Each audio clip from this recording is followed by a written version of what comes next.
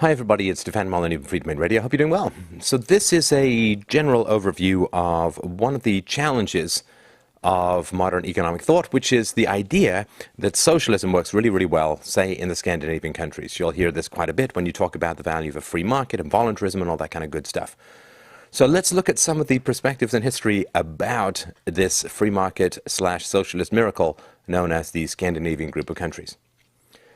So, of course, libertarian free markets, we condemn socialism as immoral and inefficient in that it relies on the initiation of force in the form of taxation and the debt slavery of national debts and fiat currency control and so on. And then we say, we hear back, what about the success of high-tax, big welfare social democratic states like those in Scandinavia? Aha! Bullseye to your bad argument. But let's look at the facts. So, in reality, the wealth of these countries is highly correlated with their economic freedom, and not the growth and implementation of socialist policies, which actually represent a significant undertow on their wealth generation. And these supposedly socialist states are some of the most economically free states in the world, and we'll look at that. And the Scandinavian stereotype that they enjoy the highest standards of living in the world is actually quite false, and it's just not true at all. So let's look at public spending and wealth growth. This is OECD countries from 1960 to 1996. Size of government as a percentage of GDP is very, very important. And on the left hand, you can see the yearly growth rate.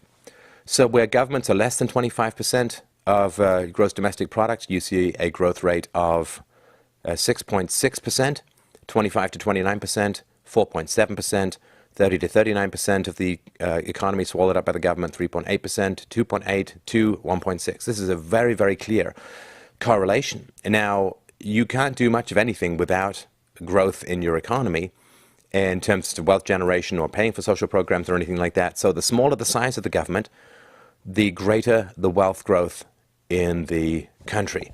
This is one of the reasons why free market economists, free market thinkers like myself say that it's really important to have a smaller / none of the government size.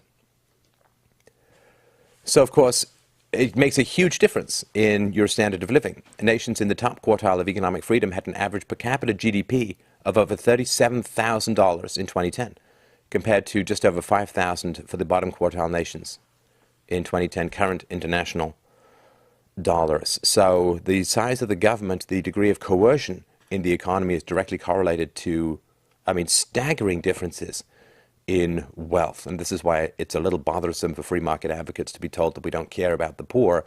We do care about the poor. We just care about the poor morally and in terms of actual numbers rather than listening to the syrupy platitudes of sociopathic politicians. We look at the facts of what actually helps the poor rather than what is claimed to help the poor through self-interested status bureaucracies. In the top quartile, the average income of the poorest 10% was over $11,000 compared to just over $1,200 in the bottom quartile. So even the poorest are 10 times better off when the government is smaller. Do you see where we're coming from? I hope so. And boy, it's almost 20 years extra of bonus life. In the top quartile, almost 80 years is the life expectancy. In the bottom, just over 60 years. So having a big government is a 20-year death sentence, and the poor die ridiculously young, and even the middle class and rich die proportionately young when the government is larger. So it keeps people poor and kills them early. Large government is a toxic agency in the human environment. It is a virus. It is a cloud of carcinogen. It is a toxic radiated substance. Wealth is correlated with smaller government because smaller government is correlated with more freedom, right? So when an economic transaction is not coerced, it is by definition win-win, right? If you go buy an iPad for $500, then clearly Apple wants your $500 more than they want the iPad, and you want the iPad more than you want $500. It's completely win-win. The moment you introduce coercion into the interaction, then it is win-lose, and it is a net reduction in wealth and happiness and freedom and virtue. So if you look at a country like Sweden, do you think we found an exception to this trend? Well, not so much. So in the early 1950s, Sweden was one of the freest economies in the world, and government spending relative to GDP was below the American level, right? So America in the post-Second World War period was a pretty free market economy, which is why poverty was being reduced by 1 percentage point every single year until the Great Society programs came in and stopped that trend, tragically. So you can't just look at the present, if you look at the history of the country as well and see where it's coming from. Sweden had the highest per capita income growth in the world between 1870 and 1950, by which time Sweden had become one of the world's richest countries, behind only the US and Switzerland and Denmark. Between 1870 and 1950, average growth in Swedish GDP and productivity was by some measures the fastest in the world. So when you're looking at the socialist policies, you have to remember that they're being built upon a mountain of free market gold developed over the previous, well, nearly century. So Nordic nations used to have competitive tax systems. So the star line here is the USA, which has remained somewhat lower from 1925 to the end of last century. And as you can see, up around 1950, 1960, they were very close. And then the tax systems in the Nordic nations got somewhat more problematic. It got higher. But prior to that, this was not the case, right? And so what's happened? Well, in Sweden, cumulative employment change, you can see from 1950 to 2005, government sector, which was pretty similar to the private sector in terms of employment change, went nuts. I mean, they just went on a hiring binge in the government, and this bled off and declined private sector employment. And what this does, of course, is it makes it look like there's a higher standard of living, but as you get more workers into the government, not only are they spending their time interfering with the operations of the free market, but you are setting yourself up for catastrophic losses in the future with your unfunded liabilities in terms of their pensions and health care when they get older. So what's happened? Well, there's a declining GDP per person as a percentage of OECD average since 1950. So since 1950, Swedish GDP per person was 20 points above the OECD average, and now it's down below 90, 95, staggering along there. So as the government has grown, the GDP has shrunk, and that, of course, is pretty tragic. You can pause this just for reference. This is a list of the OECD countries if you want to get an understanding of where they come from. So let's look at the corporate tax rates. So if you look at Denmark, Finland, Iceland, Norway, Sweden, they all have significantly lower corporate tax rates than the United States. And so that's quite important because, as Mitt Romney tragically misinformed the public, he said corporations are people. They are, of course. There's no such thing as a corporation that you can tax. The tax has to come out of someone's pocket. It tends to come out of the employee's pocket. And so don't imagine that this is some socialist paradise. They have significantly greater free trade in certain areas and lower taxes in important areas such as corporate tax rates. Corporate income in the US, 39.3%, and no higher than 28% in the Nordic nations. That's significant. So based upon 5 main criteria: size of government, legal system and property rights, sound money, freedom to trade internationally, regulation, and so on, the Economic Freedom of the World Index ranked the social democratic Scandinavian countries very close to the US. And that's quite important, and particularly when it comes to sound money. When you have an empire, when you have a military-industrial complex and a prison-industrial complex, and when you have this weird, mutant, fascist, semi-socialist with private profits and public spending system of healthcare, then you have to get real kind of funky with your money, real funny with your money. And so overprinting, money manipulation, interest rate manipulation is much higher in the US than in these countries because the US has to fund massive dependency and the military-industrial complex. So they're not that, not relative to the US, they're not actually less free significantly at all. So again, you can pause this if you want, but you can look at the Economic Freedom of the World Index and see where these countries rank. See, Switzerland is ahead of Australia, Canada, and so on. And so you can see where these are. These didn't exactly come out right, but you can sort of see where Denmark, US is Denmark, and so on. Finland, Switzerland are all more economically free than the United States. And Norway is less economically free, but Norway has a huge amount of oil, and that, of course, offsets a lot of problems.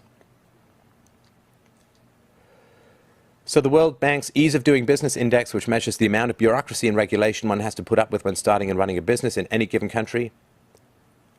And the Scandinavian countries score in the top 10s and 20s, with Switzerland the highest at 28, just below Japan, higher than France, and high above Italy, Spain, and Greece. So they are very economically free relative to these other countries. And again, you can pause this. The links will be below. Sorry about the tiny font, but you can have a look at where these countries stand. But they stand quite well. Again, this is not a socialist model. So war, of course, is a form of socialism. It is welfare for the rich and evil. And Sweden, for instance, has taken the pacifist route relative. They've stayed out of wars. Sweden was able to stay out of World War I, World War II, and all other wars as well. It's the country with the longest consecutive period of peace, having fought no war since 1809. Does that allow you to accumulate some wealth? Well, of course. I mean, all of the wealth that was generated, almost down to the last pound, dollar, you name it, all of the wealth that was generated in the Industrial Revolution from 1815 to 1914 was destroyed in the First World War. 100 years of economic progress. So you stay out of wars and you stay out of debtor's prison. Sweden has enjoyed 5 more years of peace than Switzerland, which participated in the Napoleonic Wars in 1814. Switzerland is the second oldest neutral country in the world, has not fought a foreign war since its neutrality was established by the Treaty of Paris in 1815. So if you count war as being part of socialism, then you can really understand, of course, that these countries are less socialist in terms of empire than the US is. So 2011, US is almost 5% military expenditures percent of GDP, Norway 1.6, Sweden 1.3, Finland 1.5, Switzerland 0.9, Denmark 1.5. So this is huge amounts of reductions in spending. And that, again, if you understand the military-industrial complex as a form of government power, socialism, fascism, you name it, then these countries are, a quarter or a third less socialist than the US. Denmark has a very bad tax system, very high taxes, but very free market policies in other areas. It ranks number 15 out of 141 countries there. 113th for fiscal policy, but Denmark is the 5th best nation in the world for protecting property rights and maintaining a sound legal structure. It's the 11th best nation in the world for avoiding over-regulation of credit, labor, and business. It's the 24th best nation in the world for sound money, 25th best nation in the world for freedom to trade across borders, and ranks 4th among all nations when you combine these important measures of free market economy. Is surpassed only by Hong Kong, Singapore, and New Zealand. So that's very, very important. If you think they're socialist, then you've got to figure out why they're 4th in economic freedom in significant measures. Let's look at the living standards. Everyone says, oh, these people got massively high standards of living. Again, sorry about these tiny text. You can pause it or look at the results below. But the United States has a much higher standard of living. This is from 2010. If you look down here, the US is over 140, and some of the Finland is 100, and Denmark is just over 100. So the living standards are much higher in the US relative to these other countries. Let's look at the income. Per capita GDP in the US is more than 15% higher than in the Nordic nations. The average person in the Nordic nations has only 51% as much private consumption as an average American. Norwegians are the most prosperous, but even their private consumption levels are just 56% of US levels.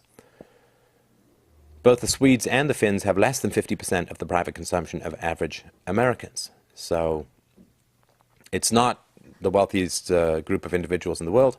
So here's figure 4.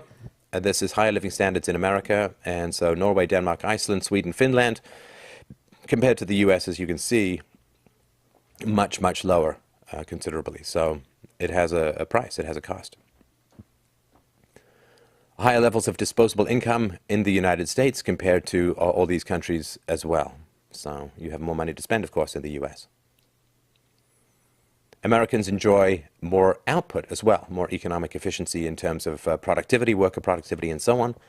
And the Nordic average is significantly lower than the United States average.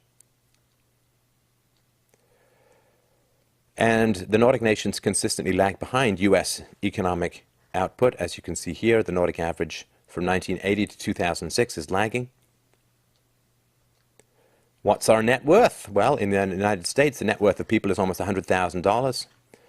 Depending on how you measure it, you could also count it as a little under 80. Norway, almost too small to measure. Finland, 30,000 and change. Sweden, 30,000 and change. So, about a third net wealth relative to the United States. Now, to be fair, of course, the US has to pay for health care privately for some people out of that relative to what is going on in these Nordic countries. So that's actually quite important to understand. So only oil-rich Norway has come close to matching US per capita output for at least a decade, and so that's quite important to understand as well. The US is the dots there. It remains consistently high. That's the 100% one, and so Norway does better, but the other ones are significantly low in per capita output relative to the US. So I really appreciate you watching and listening. This is a very quick overview. I hope that this has at least given you some pause around the idea that these Scandinavian countries are socialist paradises and that this kind of social democracy model really works. They have, up to around 40–50% of GDP is debt. This is a big problem. So, they're in debt. They are lagging economically, even with their economic freedoms. It's not a model that really works very well. Certainly won't work in a long time. And they still have the momentum of past economic productivity when their economies were much more free. So check us out if you like at freedomainradio.com. We've got over 50 million downloads. I hope you will support the show if you like it. And please share if you enjoy it. It's Stefan Molyneux. Thank you so much for watching and listening.